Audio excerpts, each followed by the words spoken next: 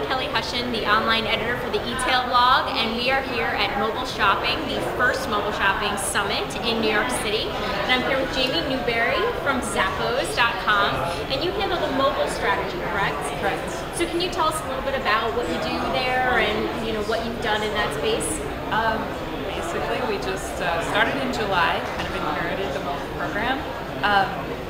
In addition to some other duties, and our first initiative was to build an iPad app in 6 weeks. So we did that in 6 weeks. In 6 weeks. Wow! And we did that very small team, very small in-house team, and we kicked it out. It's live in the store now. We're working on revisions and bug fixes and a lot of that stuff. So, and then we're also simultaneously working on an iPhone app. Wow. Okay, so you have the mobile site, you have the iPad app, and now you're doing the iPhone app. Yeah, and just a quick note on the mobile site, the iPhone.com or iPhone.zappos.com. It was a hackathon project built by one of our internal coders. I want to say almost 2 years ago, but it's been a while, just not really known.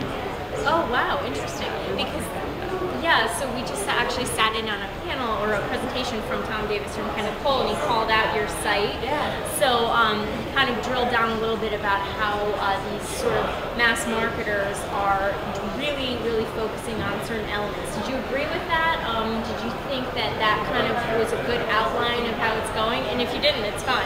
Yeah, actually, I think you did a really good job kind of compartmentalizing some sorts of apps that are out there and mobile sites that are out there and how people are laying things out. Brand focus has a little bit more of the flash and the brand confusion, and a lot of the bigger mass retailers are more like search, department breakdown, really simplified. And I think simplification is core for our kind of business. One thing that separates us, I think, from a lot of the list, like you had Target and you had Home Depot and a lot of those other mass retailers all have brick and mortar stores. We don't. So that makes us a little bit different. I think we're a little closer to Amazon. Right. So what's the challenge with that when you're creating a mobile site and you don't have a brick and mortar retail? Actually, it gives us an interesting advantage and an interesting insight. We don't have to consider, how this is going to translate in a brick and mortar environment. I mean, it kind of applies to all brick and mortar environments. We want people to be looking at products and comparing with what we sell, and then also considering our value propositions, which are like the free shipping and the 365-day returns. So like if people can find the product and read reviews through our site, that's great. We want to offer that. I actually think this is a little bit of an advantage as opposed to a challenge. Right. Now I noticed that one of the things that he highlighted, and that I think it's true, is that a lot of these mobile sites for these mass marketers are very simple. I mean, you have like 4 or 5 options. And he brought up the point of, why are all of these looking the same? Are we going to go somewhere else with all of this? What do you think about that? Do you think it's going to evolve and we're going to see sort of a new wave of the mobile site and have it not be so standardized, so to speak?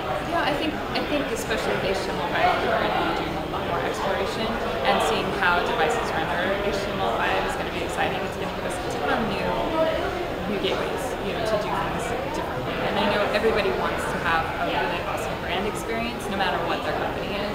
So like that's something that we really want to bring back into our our web app site, is a nicer brand experience.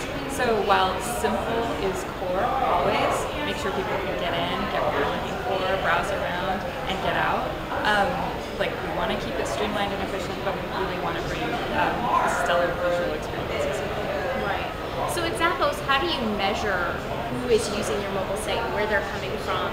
How do you track all that? Is it a really big challenge for you guys, or do you think there's really good systems in place to help you with all that data? We actually have really awesome analytics folks helping us with that.